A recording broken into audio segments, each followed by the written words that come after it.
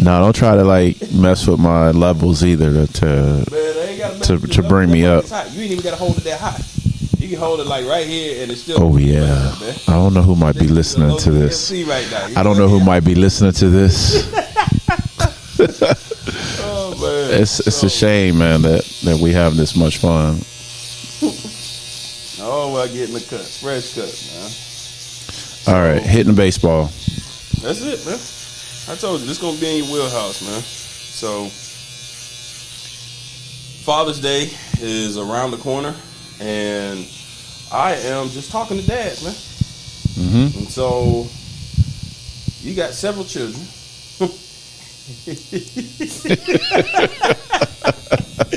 Your oldest is 20 what? 25. 25. So, you got 25 years. 25, 21, 10. So, collectively, that's a lot, man. And not to mention the countless stepchildren. And so, 25 years of experience being a father, man. And you are what I consider one of the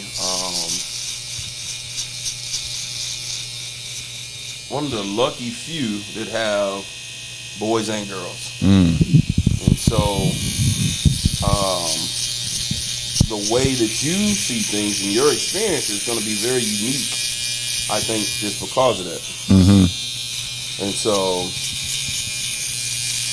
one, I just want you to tell me what you think fatherhood is, man. What is fatherhood to you, man? What does it mean to you? Ooh. Such a simple question, but it's a lot to it. Servitude, right? Servitude, leadership, giving of yourself, for others.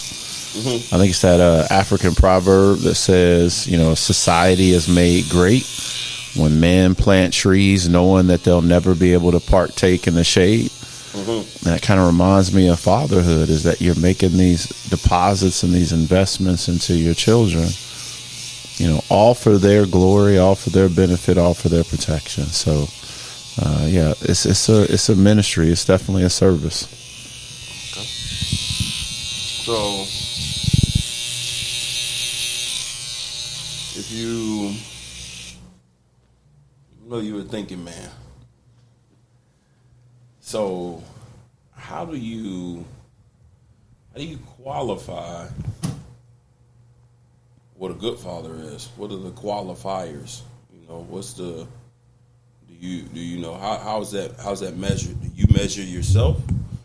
Do you allow the children to measure you? Do you look at the outcome of their lives?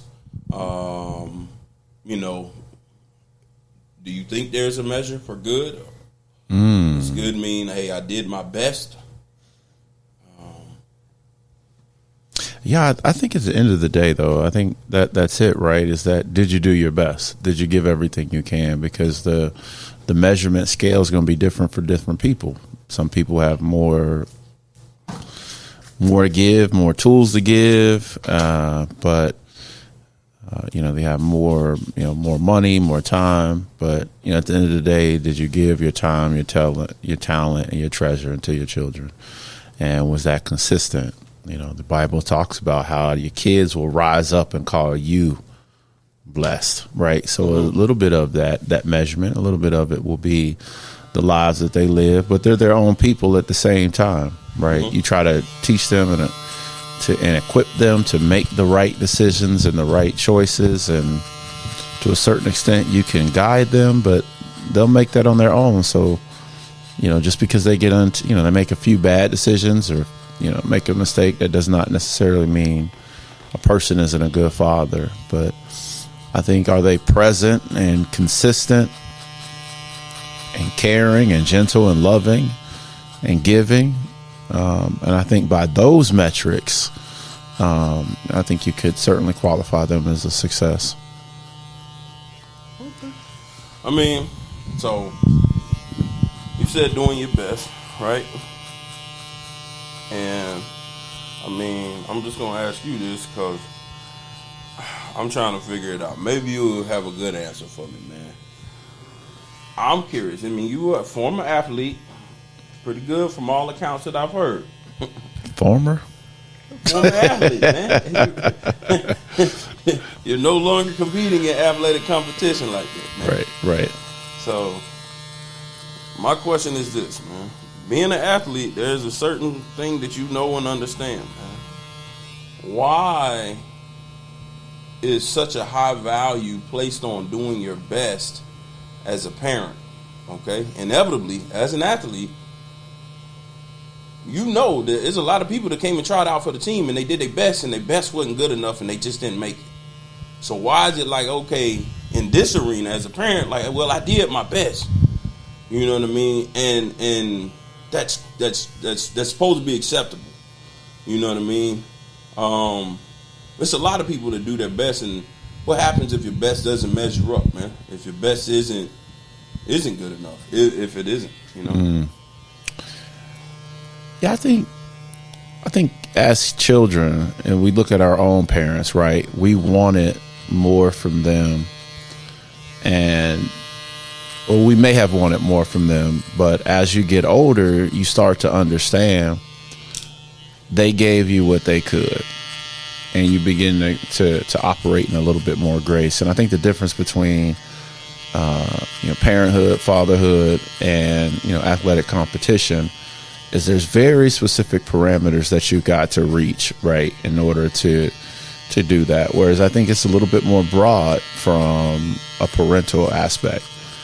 And then that's one point. And then the second point is, as human beings, we typically, where it's been said that we only reach 10% of our capabilities, right? So giving your best is really, really wringing the thing dry. And so, going back to the athletic competition example, I think about guys like Rudy and, the former walk-on at Notre Dame who gave everything he could.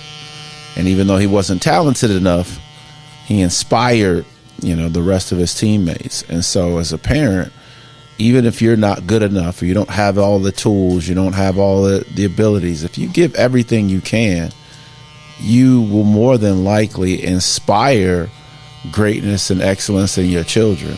And at the end of the day, their success is what you're looking for. So, that's why I certainly think it's relevant to say, give your best and give everything you can.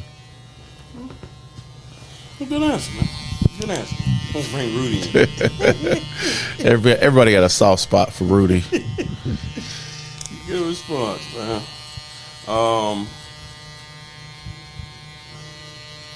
I always think, and I've had this conversation with several different men, several different fathers, and we always kind of come back to, you mentioned earlier, you kind of want more from your parents, right?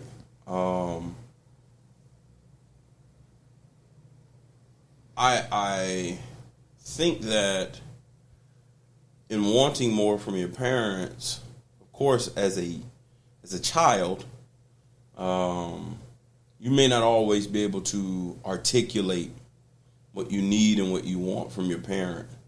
Okay, if you grew up anything, similar to me, you grew up in an age where parents didn't necessarily care about what you wanted or what you needed, right? And so it was like, hey, I'm doing the best I can, and that's enough. I said do this, this, and this. And so as we evolve, as we mature, as we grow, as we get more understanding and more knowledge, our approach should change, right? And so I asked this question. As a father, 25 years, and as somebody who values leadership, both in home life and work life, all these different things, do you ever check in with your kids to ask them how you're doing? Because, again, like I said before, you feeling like I did my best, it's good. It sounds good. It makes us feel good. But if the person that you're trying to serve has a need and they need water and all you giving them is clothes, then what's going to happen? Yeah, they could use the clothes. The clothes are good. Your intentions are good, but I need water, man. And you keep giving me T-shirts. You keep giving me, jackets, and I need water. You know what I mean? So it becomes one of those things where, like, hey, instead of me just assuming that what I think or what I feel, what my intentions are going to serve you the way you need to be served, because you said servitude. How do you check in as a father with your kids to make sure that what you're providing is what they need? And some of that, like I said, when you have a small child, they may not necessarily be able to articulate that, but as they grow, do you create the space for that? For that feedback, for those conversations? Ooh, that's a lot to unpack. That's a lot to unpack there. I think you have to create space to have two-way conversation between you and your children, right? And that's a delicate line, because that two-way is a little different when they're younger than to when they're older and they become adults, right? They certainly have much more opportunity and leeway to to speak to you. So so that's one aspect. The other aspect is, I think at the end of the day, you have to just give your best, right? And are the core thing, and give those core things to those children. The best you can, cover, food, protection, guidance, wisdom, to the extent that you're able to. Bible talks about, again, is my source of truth, at least in a multitude of counselors, there's safely. You may not be able to get everything you need from that parent, right? Mm-hmm. That parent may not just have that ability to, but can they give you? Are they giving you what they can? Are they trying? Are they in the arena, helping the child? Are they, doing the best they can? Are they seeing that, hey, I'm not a math expert, but I see they're struggling in math. Can I help find a tutor that can help them? Mm-hmm. Right. And I think, are they in that journey with them? And I think those are the keys, because no, I don't think anybody has everything to give. Right. Mm-hmm. But I think, and I don't know if a child has ever asked that of their parent. You talked about being able to articulate, and I think that's a great way to put it, because I don't think as kids we know how to articulate exactly what we need. Mm-hmm. Right. But we know we need comfort. We need somebody to believe in us. We need somebody to care about us. We need somebody to protect us. More than we need, the very, specialized, tools and gifts and talents and things.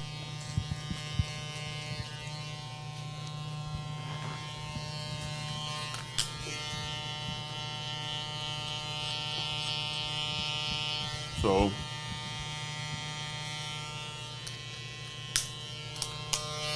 can you tell me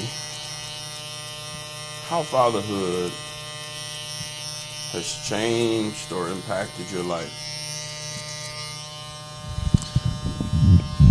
Well, I think the biggest thing is it's given me purpose and an anchoring foundation in life. Mm-hmm. That any decision I make, I recognize it's not just about me, it's about others. Mm-hmm. And so it's allowed me to be more selfless and more thoughtful about long-term decisions. Mm-hmm. And the impacts of those decisions. And so that's a weight to carry, but it also has given me energy to pursue dreams and goals, knowing that they may be beneficial to others. So, I feel like fatherhood has positively impacted me, and I'm not quite sure what my life would be like if I wasn't a father. Mm. So, as a father, I'm sure because there ain't no manual. Ain't no, tried and true method that says, hey, if you do this like this, it's going to produce these results every time, because each one of your children are, their own individuals. They're their own unique person. And so, what challenges has fatherhood presented you with, if any, Oh, I mean, just tons of challenges. Everything we talked about, right, is that, we said earlier, doing your best is really, the key and important. I mean, just beating yourself up, feeling like, man, I'm not giving my best. I'm not giving them everything they need. I'm not there every day. I don't know the answers. So, to the challenges that they're going through, I don't understand, them and their environment. So yeah, I mean, there's tons of challenges, from that respect. So just the challenge of like I was a young father, right? Mm-hmm. So I had my son at 19, 20, knowing that I had this amazing and enormous responsibility. I have no idea what I'm doing. Yeah. And what do I do? Like you said, how do I change a diaper? Am I supposed to change a diaper? Where's my framework for what fatherhood is when I'm growing up myself? So there's tons of challenges too, life challenges. As you're going through marriage, separation, divorce, all the things that life can throw at you. None of that stops you from your fatherhood and your parental duties, right? So just the challenges of life then compound, your ability to show up and deliver on the behalf of your children.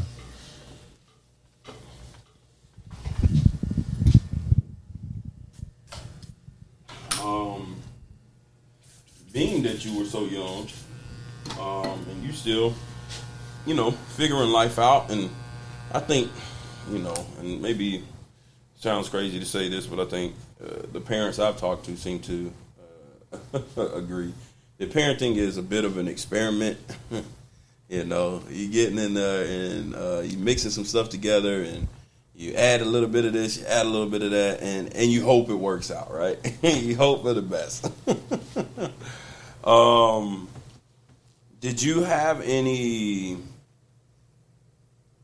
mentors? Did you have any older fathers that said, hey man, here's what has worked for me, here's what has helped me? Were there any, older people in different seasons? And it doesn't have to be years and years older. Hell, somebody that, in my opinion, you 25 and you've been a parent for the last 5 years. They're still going to be able to give you some advice and, be able to give you and point you in some directions. Was there any of that, or did you just have to, kind of wing it and figure everything out on your own? Ooh, that's the challenge, right, of our community is, no, I didn't. As you were asking that question, I'm obviously thinking in my mind is, no, I didn't. I didn't have anybody to go to. Oh, wow. I didn't have a relationship with my father. Didn't have a relationship with my stepfather. I didn't have people who I trusted to ask that question. Mm-hmm. I think that's why, I will tell you, modeling and looking at the Bible and talking about how God is our Father was just so important for me, because that was my only outlet framework. And then, the irony is as unpopular Bill Cosby is now today, but watching him in media and the Cosby Show, was extremely impactful. Okay. For me, watching his character, Heathcliff Huxtable, and watch him parent with 5-6 kids that they had, all differently. But with the all with the same set of standards, but with a sliding scale of expectation based upon that kid and their abilities and where they were at, and obviously working with in partnership and in concert with his wife. So those were some of the two things that stand out to me as far as role models that helped me. So if I can just dive in a little bit, if you're comfortable speaking to this. You say you didn't really have a relationship with your father or your stepfather. How did that impact how you approach fatherhood with your children? Was there any fear, anxiety? Did the absence of those, relationships, did it make you, try to do different things? Or, because I have one guy, he was speaking to the fact that, like, okay, his dad was loosely around, very loosely, and just that absence of that real relationship, when he had his son, there were things that he automatically knew he wasn't going to do. You know what I mean? Yeah, I can second that. I mean, I think for me, it gave me a blueprint of what I didn't want to be. When I'm a stepfather myself, right? And so I knew I wanted to understand and respect and honor the parental relationship with my stepchildren, but I also wanted to, teach respect and discipline, but I also understood that, discipline comes through relationship, right? And if you don't really take the time to form the relationship with the child, it's hard to demand and ask for respect, absent relationship. So from a step parenting perspective, I understood that. And, from a biological parent perspective, mine was, I 2-3 times in my entire life that I'm 45 plus years old. 47. 46. I'm saying plus in that times that I could remember. So coming into my knowledge of 2-3 years old of remembering him as a person, I literally only have 2 or 3 memories. And so not being absentee was a blueprint. Like, hey, maybe you don't have everything, but damn it, be available, be around, be visible to the extent possible, right? So those negative experiences gave me that blueprint for what I didn't want to be, and that was helpful, right? Because that gives you the energy, like, hey, I know that doesn't work, let's do something else. So I heard you say that you are a stepfather, man, and so I'm gonna say you got the triple crown, man. You know what I mean? Let me just tip my hat to you and say that I think stepping into the responsibility of cultivating, the life of someone else's child is huge. It definitely takes a special individual to do it actively, and not just, hey man, I'm with the woman and the kid is just hey, they over here to the left, deal with them when I got to, but not taking that approach, but taking an active role in their lives, in their development. And so can you speak to what that's been like? Can you get me into that experience? Because like you said, I'm sure that's got to be, its own set of challenges and things in terms of how to navigate. Yeah, we could have our own podcast discussion on step parenting because it's so challenging and nuanced and fraught with landmines, throughout that process. So it's challenging, but like everything else, it can be, extremely rewarding.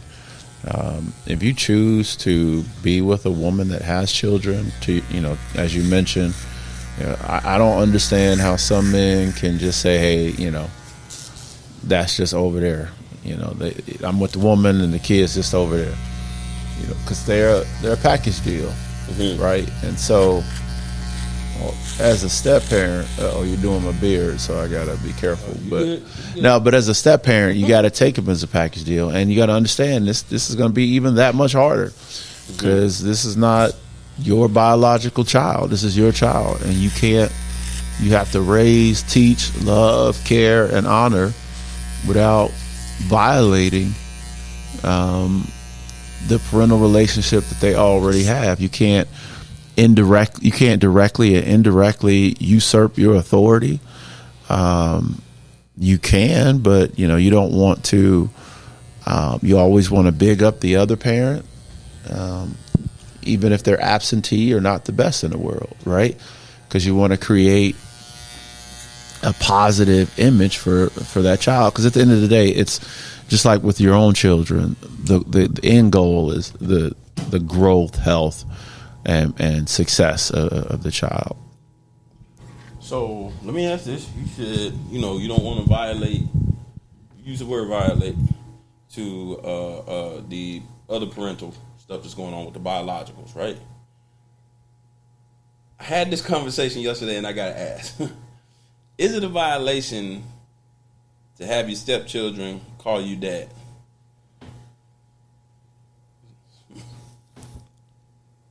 I don't think so. I mean, okay. I don't think so. I think there's so much, in the term, and I think it can become complicated if there's a tension between the father and the stepfather. Mm-hmm. But if the kids are successful, healthy, and thriving,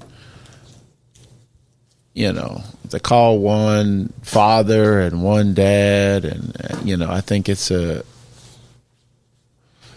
certainly a nod to the step parent, okay. Right? But no, I don't think it's a violation. I just think disciplining, putting your hands on the child, mm-hmm. Being,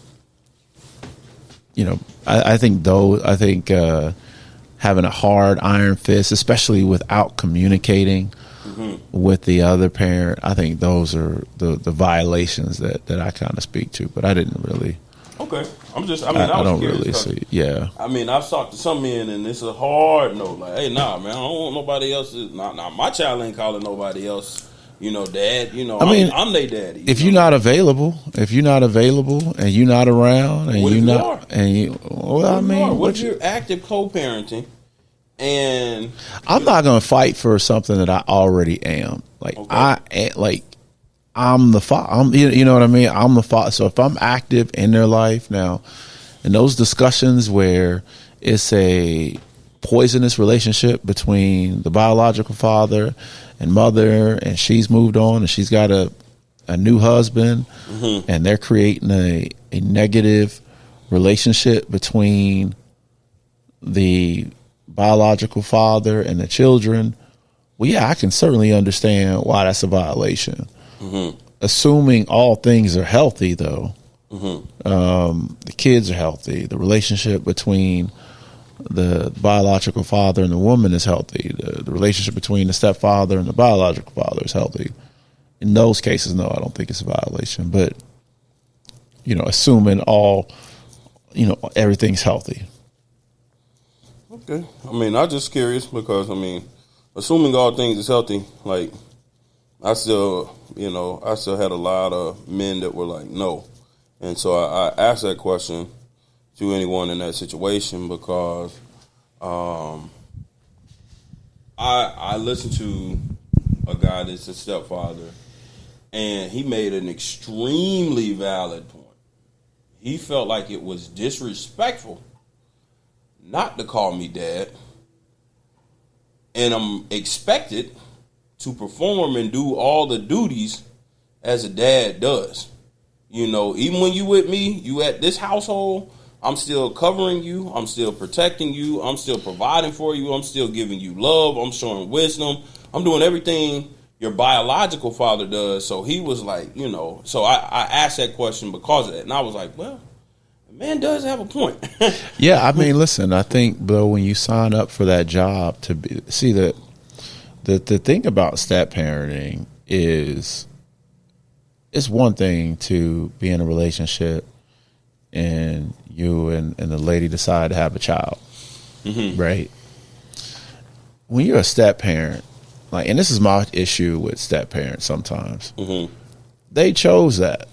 You chose this road. You knew, like, being a step parent is a thankless job. You know, so, but before you knew, you had a choice. Okay. You weren't in the throes of passion and said, you know what, I'm gonna, you know, and then all of a sudden a step parent, you know, a stepchild came out. No, you made a conscious choice to be with a person who has children. So as a part of going into that relationship, you need to understand that, no, you may not get, you know, all the, you know, kids are not the best at saying thank you anyway. You know, so they may not always have the, like you had mentioned earlier, be able to articulate what they need. They may not be able to articulate thank you right now. But you can't do it for the thanks. You got to do it for the success of the children and the success of the relationship. Well stated. Now, I'm going to switch gears a little bit. Okay. So, where, as you said, didn't have a real strong relationship with stepfather, didn't have a strong relationship with your father. Where did your idea or concept of manhood come from? How did you develop it?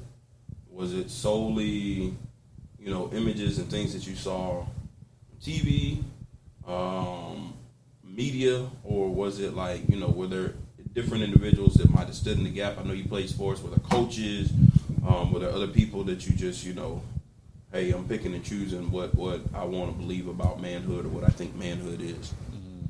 Yeah, that's tough because I think for me, I had zero relationship with either one, and that was very interesting. But even as a child, so I grew up with my stepfather. It was never lost on me that every time I hit the light switch, the lights was on. It was never lost on me that, you know, when I opened the refrigerator, there was food in there. So even as a kid, and even through difficulty and not the best relationship, I understood that, hey, you know, here's what provision and providing looks like. Okay. And so that formed a vision for me, right? Whether I liked it or not, but it wasn't lost on me. Certainly, you know, coaches, being, you know, mass media, and I think I mentioned earlier with Heathcliff Huxtable, you know, that was my guy, man, you know, and so, you know, there, fortunately, I was good at sports, so, you know, a lot of people would take you under their wing, like when you're good at sports, especially in the black community. You know, being good at sports is, you know, it helps you out. So I do wonder sometimes, like, man, if I wasn't good at sports, man, where would I be? You got left to the wolves. Yeah, I mean, I'd have been in trouble. So, yeah, I think I was fortunate in that aspect to have some great coaches, great youth coaches along the way that stood in the gap for, you know, not just myself, but a lot of children. Now,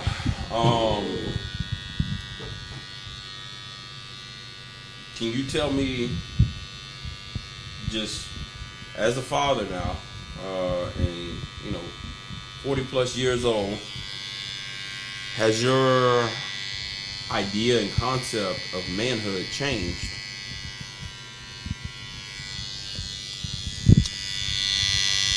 I don't know if the idea or the concept's changed, but certainly it's evolved, right? Okay. Because I've evolved. I've grown.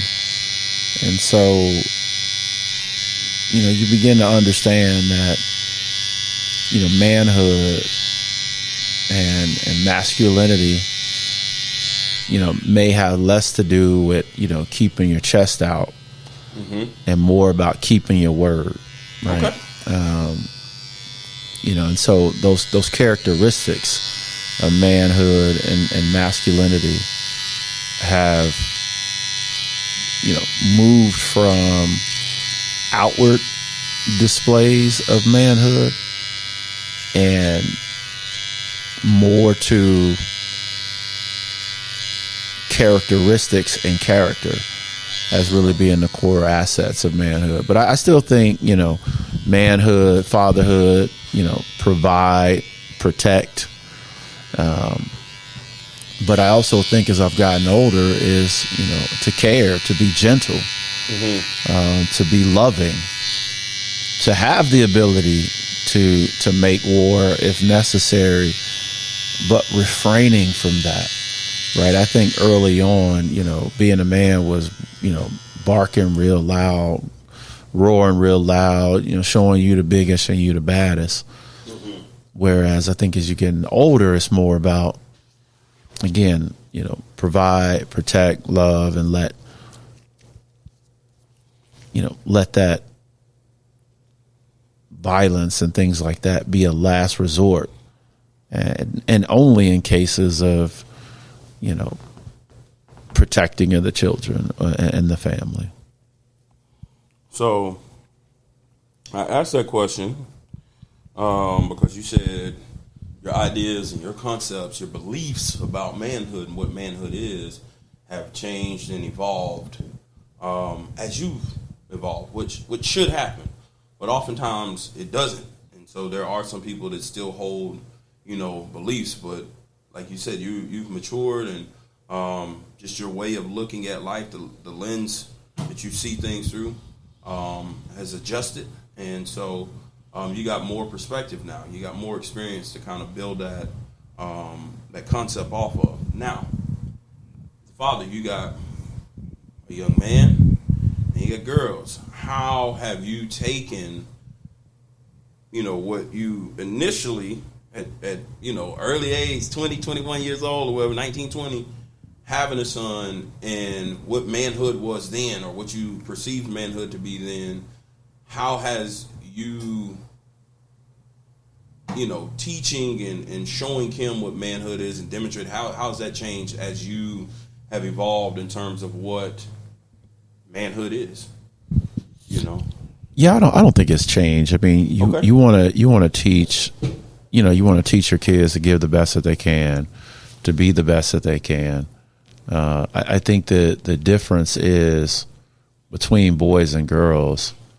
I've found, and other people I've talked to as well, sometimes it's easier to be a little harder on the boy than it is the girls, right? And what I've noticed is kind of the same way with women, right? They're they say they love their sons but raise their daughters, right? And so that's been a little interesting, because certainly more heavy-handed, because you understand the responsibility that the son is going to carry, but also the daughter as well. So yeah, I mean, I don't know how much that has changed. I mean, I think the expectations, the responsibility is still important, but it is a slight little difference between the daughter and the son. Okay, so I'll ask this specifically with your son, because you said you evolved to the concept of being gentle. I don't know if that necessarily means like having emotional IQ, and being able to display emotions and just the vulnerability sometimes as men. I know I was taught like man is always strong, right? You're always, and the reality of that is like you're not always strong. You don't always have it together. And so, not having to try to project this image of strength, but just, hey man, it's okay to feel emotions. It's okay if you got to cry today, man. It's okay if you got this going on. Like, how have you, or was that something that you were able to cultivate with your son to let him know, like, hey man, it's okay, bro. You ain't got to bottle this up. You ain't got to, try to, project this or put on, but you can express how you feel. Yeah, well, with my son, I was young, right? Mm-hmm. And so, when you're young, manhood is, being tough, being strong, not letting anybody, punk you out, demanding your respect. And I think as you get older, it evolves to, it don't take all that, right?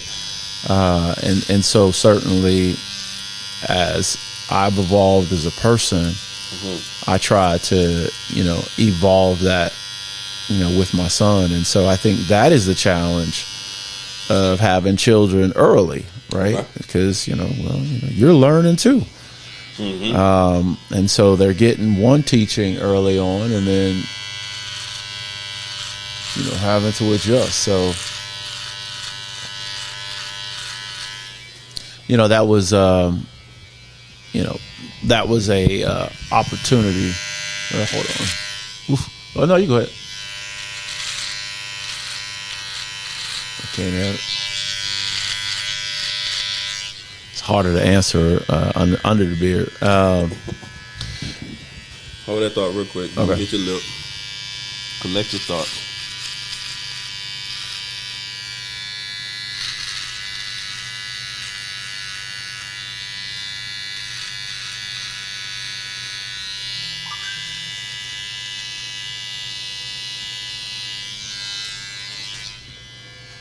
Yes. Okay.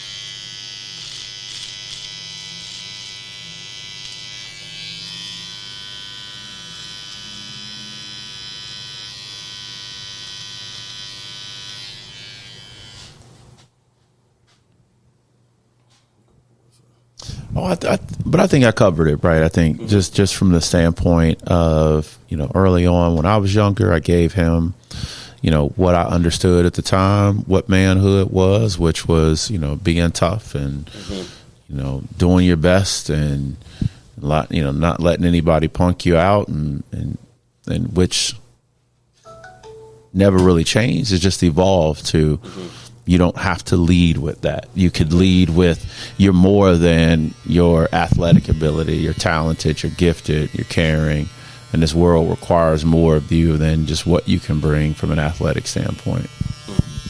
So a thought just crossed my mind, and me knowing you as well as I feel like I do, of course we all got, multiple sides of us and what we show people in public and private and in our own, time and so forth like that. I'm curious, how much what role does humility play in fatherhood? Because sometimes as a parent, like you said, you're young, and the challenge of being young is like you're figuring it out, right? You're figuring it out. And you're growing and you're trying to develop and have you had to go back and say, hey man, to any of your kids, say something that I said or something that I did wasn't the best. I thought it was, but my knowledge has grown. I've matured and, the approach that I took to this really wasn't the best. Have you had to have any of those kind of conversations? Because I find oftentimes with parents in general, that never really gets done. I've heard that in very rare cases. But I think that it's vital for parents, especially fathers, to be able to come back because I think some of the the rifts that I've seen between men, grown men, and their fathers are so strong and so deep because, one person has so much pride or ego or just stubbornness that they can't go back and say, hey, man, you know what? I was wrong in this approach. I was wrong in this, Has there been anything like that? Yeah, I think humility is a great word and a great description, because you absolutely need that, because it takes humility to say, hey, I was wrong. Hey, I thought I was doing right, but I wasn't. Hey, I messed up. Right. It takes a lot of humility to do that. And it's hard for parents to do that, because they've been in this dominating role for so long that it's hard to let that go. But my mother did it with me. Right. Okay. And so certainly I also have said, hey, to my kid, and I wouldn't expect that would be the last time. Especially as situations in life comes up. You may find yourself, saying that, hey, I, did the best. And I think that's where it comes down to, is that, hey, I apologize. I didn't do X, Y, Z, but I did the best I could with what I had at the time. And that's where I think is so important about giving your best, because it'd be a different story if you had to say, hey, I ain't getting my best, man. I just kind of left you out there hanging. And that's just a different conversation. That I gave I gave you everything I had at the time, even though I understand it wasn't enough. So let me ask you, and you can, dive into this a little bit more if you want. If you agree with this statement, fatherhood and parenting is more about your personal growth and development than it is about the kids. Because if you are focused on being your best every day, improving and growing, your best is going to continue to grow as you grow. And so you never get to a point where your best isn't good enough, because your best is continually expanding. Would you agree with that it's more about your personal growth? Because I think to be able to adapt and adjust to, the ever-changing needs and wants of your children, like, that's going to require some flexibility. That's going to require some, a commitment to growth as a parent. Or am I off base? I don't know if you're off base, but I also wouldn't say, when given a binary choice, is it more about the parent's growth or the child's growth? I think it's more about the child's growth. The parent has to be open to growing themselves, but they've lived their life. It's the child who has their entire life in front of them, who's growing, at a faster rate, right? So my pushback is this. This is where I'm gonna challenge that thought, right? You parent for 25 years. Will you ever stop parenting? Will you ever stop teaching? There's the requirement, how much you have to teach, may dwindle. It may lessen. But do you ever stop being a parent? Do you ever stop providing advice and, those sort of type of things? No, but the rate, right? So when, they're 0 to 18, 0 to 10, 0 to 5, the child's completely dependent on you, right? 5 to 10, they're starting to learn, but they're dependent on you. Teenagers are dependent on you. As that dependence upon the parent lessens and they then begin to fend for themselves, they're taking those lessons that you have invested and deposited in them, and then they're making their own decisions in life. And so though you never stop parenting, the relationship changes because they're not completely dependent on you. So you may not stop being a parent, but no, it's just not the same investment, as it once was.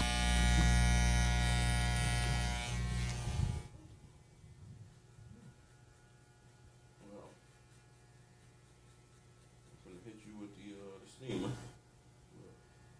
while I'm preparing that. I'm gonna ask you what advice, words of wisdom, that you would give for a new father.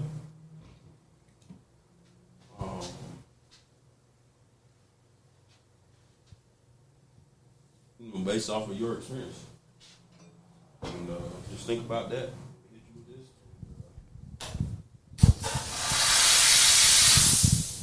You will respond once it's done.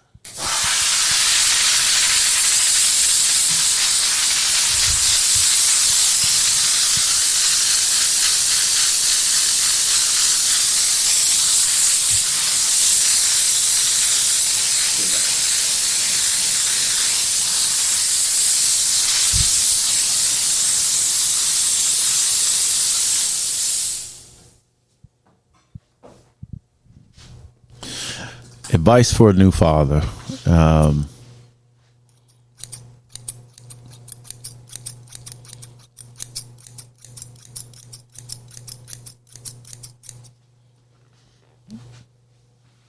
Certainly, I would say, don't give up. Right, give everything you can.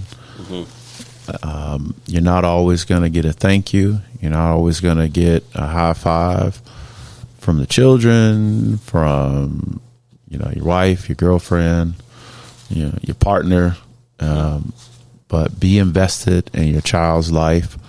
Nothing replaces the time that you spend with the child.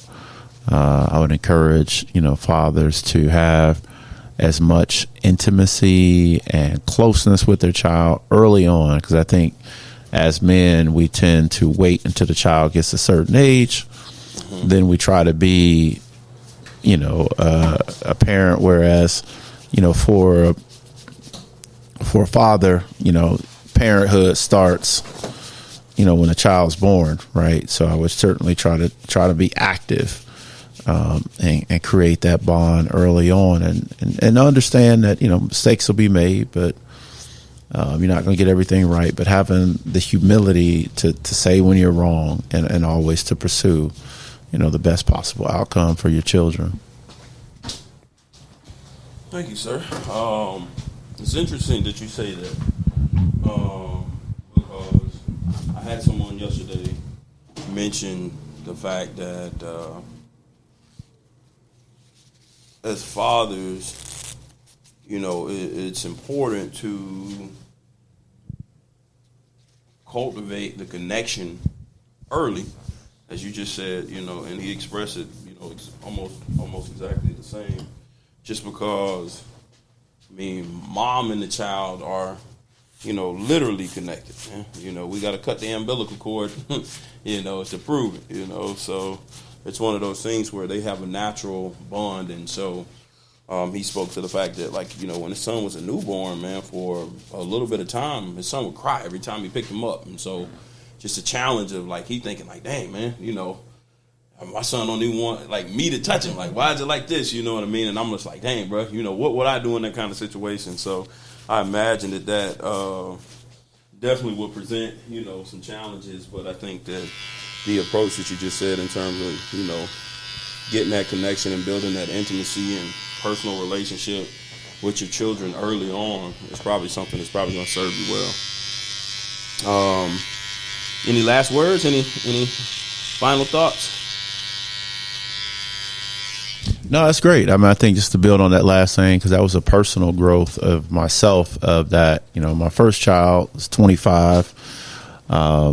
didn't really build that connection right away because I'm 19. I didn't know. Yeah, you right? didn't know. I didn't know. I thought like, well, we'll wait till he's a little bit more durable. I can push him down and things like that, and I can really start to be a dad. I was coming from a good place, and it was like, hey, well, you need your mom. You need, her. You need her breast milk. You need this and that. You need her formula. She's better with this stuff anyway, and I'll just wait till he gets to an age where I'm better at this stuff.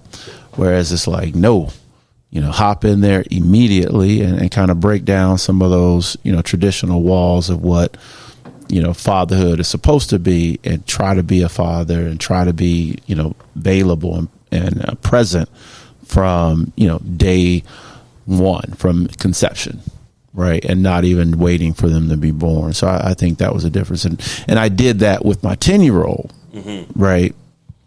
And I certainly see the difference in the relationships.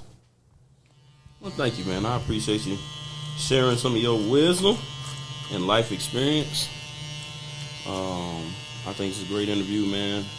I'm sure that others will be, helped, and I'm sure that, some of the information that you shared will resonate with some other people and encourage some too. So, thank you. Thank you, man. This is dope. Cuts and conversations. Cuts and conversations. I like that. I like that. Have you done this yet? No. You up?